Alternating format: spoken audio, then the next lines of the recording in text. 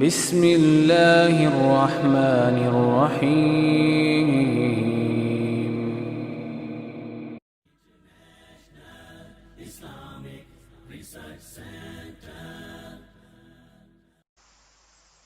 حضرت ابو ہریرہ رضی اللہ تعالی عنہ سے مروی ہے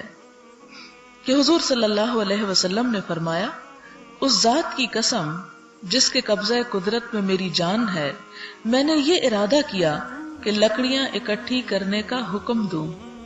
پھر نماز کا حکم دوں اور آذان کہی جائے، پھر ایک آدمی کو حکم دوں اور وہ لوگوں کی امامت کرائے،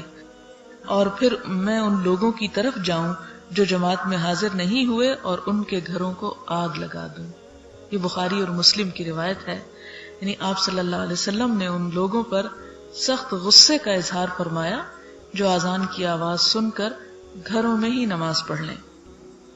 حضرت ابن مسعود رضی اللہ تعالی عنہ سے مروی ہے، فرمایا، جسے یہ بات پسند ہے کہ کل یعنی قیامت کے دن اسلام کی حالت میں اللہ تعالی سے ملے تو اسے چاہیے کہ ان نمازوں کی پابندی کرے جبکہ ان کے لیے آذان کہی جائے، کیونکہ اللہ تعالیٰ نے تمہارے نبی کریم صلی اللہ علیہ وسلم کے لیے ہدایت کے طریقے مشروع فرمائے ہیں اور یہ نمازیں ہدایت کے طریقوں میں سے ہیں. اور اگر تم گھروں میں نماز پڑھو جس طرح یہ پیچھے رہ جانے والا اپنے گھر میں نماز پڑھتا ہے تو تم نے اپنے نبی کریم صلی اللہ علیہ وسلم کی سنت کو چھوڑ دیا، ترک کر دیا. اور اگر تم اپنے نبی صلی اللہ علیہ وسلم کی سنت کو ترک کر دو گے یعنی چھوڑ دو گے تو گمراہ ہو جاؤ گے. اور میں نے دیکھا کہ ہم میں سے وہی شخص جماعت سے پیچھے رہتا ہے جو منافق ہے اور جس کا نفاق ظاہر ہے، اور بلا شبہ ایک آدمی کو دو آدمی سہارا دے کر لاتے اور اس کو صف میں کھڑا کر دیا جاتا تھا. اس سے بہت ساری باتیں پتہ چلتی ہیں. اس حدیث کو دوبارہ تفصیل سے دیکھتے ہیں. پہلی بات تو یہ کہ جو شخص یہ پسند کرتا ہو کہ وہ قیامت کے دن ایک مسلمان کی حیثیت سے اٹھے اور اسلام کی حالت میں اللہ تعالیٰ کی ملاقات کرے تو اسے چاہیے کہ جب آذان کہی جائے تو اس وقت اس آذان کا جواب دے اور نماز کی پابندی کرے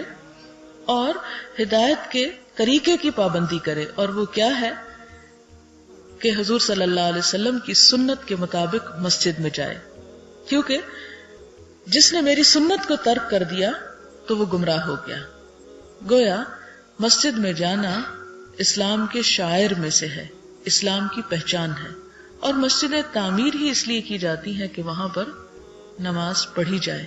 ادروائز تو وہ ایک صرف میوزیم ہو کر رہ جائیں گی. اگر تم نے گھروں میں نماز پڑھی تو یہ میری سنت کو چھوڑنے کے برابر ہوگا، اور اگر سنت کو چھوڑ دیا گیا تو تم گمراہ ہو جاؤ گے.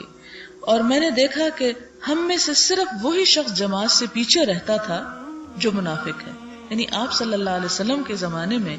کسی سچے مومن کے لیے یہ تصور بھی نہیں کیا جا سکتا تھا کہ وہ مسجد میں نماز نہ پڑھے. اور جس کا نفاق ظاہر ہے اور بلا شبہ ایک آدمی کو دو آدمی سہارا دے کر لاتے اور اسے صف میں کھڑا کر دیا جاتا، یعنی بیماری کی حالت میں بھی، اور ایسے لوگ بھی جو خود چلنے کے قابل نہ ہوتے وہ بھی گھر میں نماز پڑھنا پسند نہ کرتے،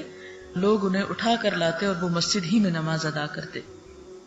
ایک اور روایت میں ہے، فرمایا، بے شک حضور صلی اللہ علیہ وسلم نے ہمیں ہدایت کے طریقے سکھائے، اور بے شک جس مسجد میں آذان کہی جائے اس میں نماز ادا کرنا ہدایت کے طریقوں میں سے ہے. ہدایت کے اپوزٹ جو ہے وہ گمراہی ہے، یعنی اگر تم اس کو چھوڑ دو گے تو لا محالہ دوسرے رستے پہ چل نکلو گے. حضرت ابو الدرداء سے روایت ہے، فرمایا، میں نے حضور صلی اللہ علیہ وسلم کو یہ فرماتے سنا، جو تین آدمی کسی گاؤں یا جنگل میں جمع ہوں اور وہاں نماز قائم نہ کی جائے تو شیطان ان پر غلبہ پا لیتا ہے. تم جماعت کو معمول بناؤ کیونکہ اکیلی بھیڑ کو بھیڑیا کھا جاتا ہے. یعنی اس سے کیا پتہ چلتا ہے کہ اگر تین لوگ بھی، تین مرد مثلاً یا تین لوگ یہاں ذکر ہے، کسی جگہ پر اکٹھے ہیں تو ان کے لیے لازم ہے کہ وہ پھر جماعت قائم کریں، یعنی جماعت سے نماز پڑھیں. اور یہاں پر فرمایا گیا کہ جماعت کو لازم پکڑو، یعنی خاص طور پر نماز کے وقت اکٹھے نماز پڑھو، الگ الگ نہ پڑھنا ورنہ تمہارے دل متفرق ہو جائیں گے. اور تشبیہ دی بھیڑ سے کہ جو بھیڑ اپنے ریوڑ سے الگ ہو جاتی ہے بھیڑیا اسے کھا جاتا ہے، اسی طرح جو شخص ذکر کی یا دین کی مجلسوں سے الگ ہو جاتا ہے کہ شیطان اس پر غالب آ جاتا ہے اور اسے وہ اللہ تعالیٰ کے راستے سے پھر بھٹکانے میں کامیاب ہو جاتا ہے۔